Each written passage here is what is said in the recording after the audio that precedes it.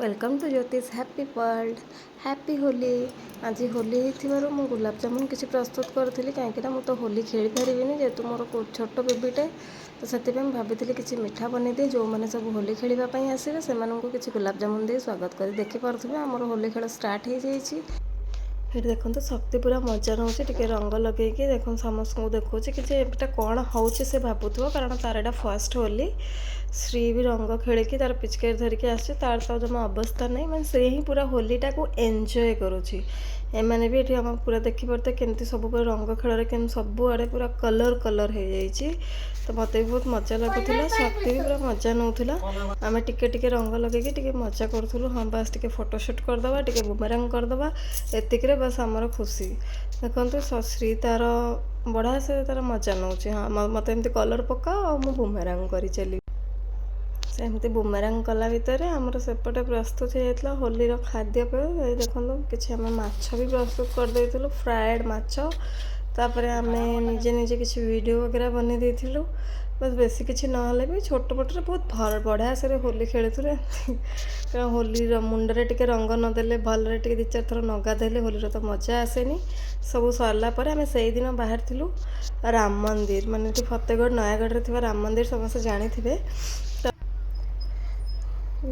पूरा माने पहाड़ उपरे होची से मंदिरटा पूरा पहाड़ को काटिकी से मंदिरटी होती सतरे बहुत भल जगह मु तो फास्ट टाइम पे जाऊँगी तो आगक देखिए से पहुँचला जापर केते भल जगह है मुझे जेहेतु समस्त कहते कि बहुत भल जगह जेहेतु बहुत खरा हो संध्या टाइमटा चूज करूँ देखो पहुँची जाइचु भी पहाड़ उपरे एत सुंदर पवन दौला एत दुकान बजार भी अच्छी फिर भी माने बहुत कम भी चली सेठी तथापि जेतिक अच्छी बहुत भल अच्छी मुझे रेकमेंड करी कि खरा दिन में आपण मैंने 4टा रू 4:30 रू 5 o'clock जब आसिक पहुँची जाए ताले बढ़िया से दर्शन भी करें संध्या आरती भी देखिपारे ये देखिपे माने एत बढ़िया पवन दौथ आपण को तो बिल्कुल गरम महसूस ही हेनी कि माने इच्छा हम कि मुझे ही बुलू थाए फास्ट टाइम मुझे जाइली से जगह को किंतु एमती लगुला कि बस आज पूरा ये दिनटा एठी ही रहीजापाई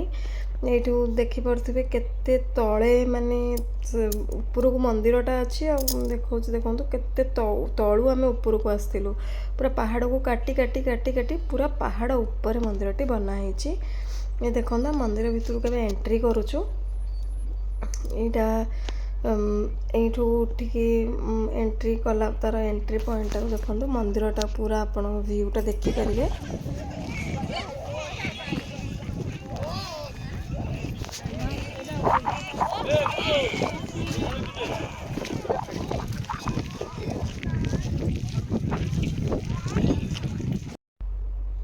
मैं एंट्री करुँची ये देखो मो मुचकिन तो से तो पूरा बहुत खुशी थाए केते पूरा खुशी हो जाऊँगी सी पूरा मजा आसी कि एत पवन एत ये देखो मंदिर ऊपर मु व्यूटा देखा माने एत पूरा पहाड़ ऊपर मंदिरटा जेहेतु पहाड़ नजराटा आप देखिपे एत सुंदर जगह एक्सप्लेन भी कले कि से तुलन कम पड़ो निजे देखिले ही जापर एत सुंदर जगह है तो यहाँ पूरा मंदिर चारिपटा मुझे देखा दूसरी एंट्री गेटा आम एंट्री कर जाइलु तो ये आम जावा ठाकुर दर्शन करदेबू हूँ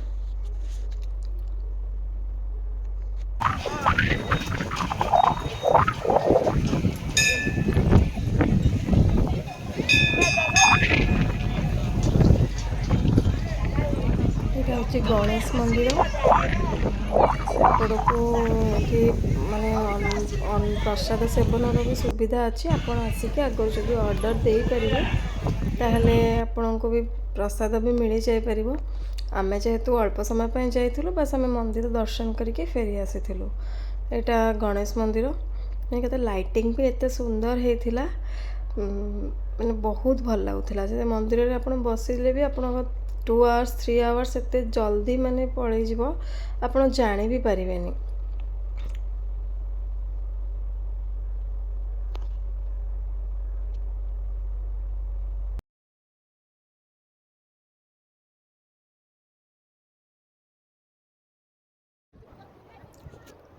ଏବେ ଟିକେ ଭଗବାନଙ୍କ ଦର୍ଶନ କରିବା ପୂର୍ବରୁ ଟିକେ ଦୀପ ଟିକେ ଜାଳି ଦେଇଥିଲୁ। ଜାଳି ସାରିବା ପରେ ଏବେ ମନ୍ଦିର ଭିତରକୁ ଯାଇଥିଲୁ। ଏଇଠି ମୁଁ ଆପଣ ଦେଖନ୍ତୁ ମନ୍ଦିର ଭିତରେ କ୍ୟାମେରା ନେବା ଫଟୋ ଉଠାଇବା ମନା ଥିବାରୁ ମୁଁ ଆପଣଙ୍କୁ କେବଳ ବାହାରଟା ହିଁ ଦେଖାଉଛି। ତ ଦେଖିଦିଅନ୍ତୁ, ଏଇଟା ହେଉଛି ମୁଖ୍ୟ ମନ୍ଦିର।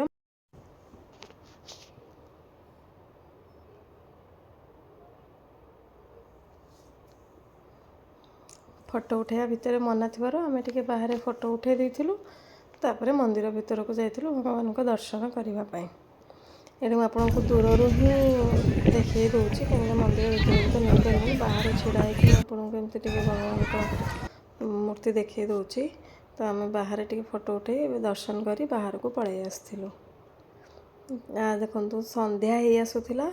ଆଉ ସନ୍ଧ୍ୟା ହେଲା ପରେ ସେଠିକାର ଲାଇଟିଂ ଏତେ ଭଲ ଥିଲା, ମାନେ ବହୁତ ଭଲ ଲାଗୁଥିଲା। ଆପଣ ଯେମିତି ଅଯୋଧ୍ୟାରେ ହେଇଥିବା ରାମ ମନ୍ଦିର ଭଳି ଏଇଟା ବି ମାନେ ଆପଣ ଓଡ଼ିଶାରେ ଯଦି ଆପଣ ଯାଇପାରିନାହାନ୍ତି ଏଠିକୁ ବି ଆସିଲେ ପୁରା ସେଇଭଳି ଫିଲ୍ ନେଇପାରିବେ କିଛି। ହଁ, ମାନେ ଆପଣଙ୍କୁ ପୁରା ଗୋଟେ ରାମ ମନ୍ଦିର ଯେତେ ପାହାଡ଼ ଉପରେ ଯେହେତୁ ହେଇଛି, ହିଲ୍ ଟପ୍ ରାମ ମନ୍ଦିର, ତ ତା'ର ଫିଲିଂସଟା ଆପଣ ନିଶ୍ଚିନ୍ତ ରୂପେ ନେଇପାରିବେ।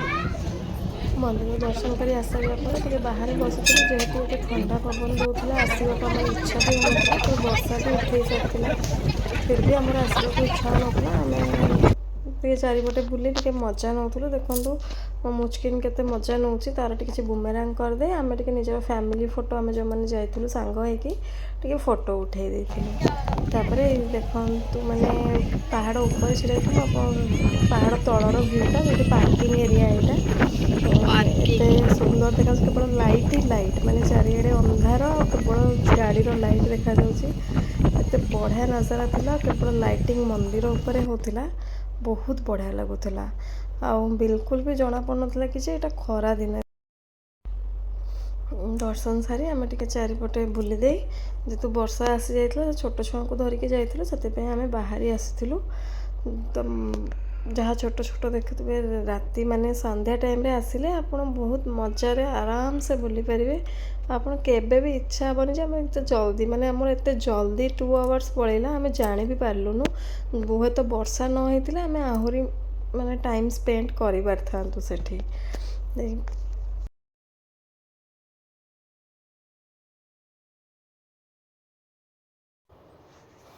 ଫେରିବା ପୂର୍ବରୁ ଯେହେତୁ ସନ୍ଧ୍ୟା ଆଳତୀର ଟାଇମ୍ ହେଇଯାଇଥିଲା, ସେଥିପାଇଁ ଟିକେ ଅଟକି ଯାଇଥିଲୁ। ଦେଖନ୍ତୁ ମାନେ ସତରେ ବହୁତ ମଜା ନେଉଥିଲା। ମାନେ ତା'ର ଯୋଉଠିକି ମୋତେ ମ୍ୟୁଜିକ୍ର ଆୱାଜ ଆସିଲା ସେ ସେଇଠି ଅଟକିଯିବ। ଚାଲ ଚାଲ ଚାଲ ଚାଲ ଭିଡ଼ିଓ। ଏବେ ଆମେ ଚାଲିଲୁ, ଆମର ବୁଲା ସରିଲା। ଏଇଭଳି ନୂଆ ନୂଆ ଭିଡ଼ିଓ ଦେଖିବା ପାଇଁ ଦୟାକରି ଚ୍ୟାନେଲଟିକୁ ଲାଇକ୍, ସେୟାର ଆଉ ସବସ୍କ୍ରାଇବ୍ କରିବାକୁ ଭୁଲିବେନି। Thank you.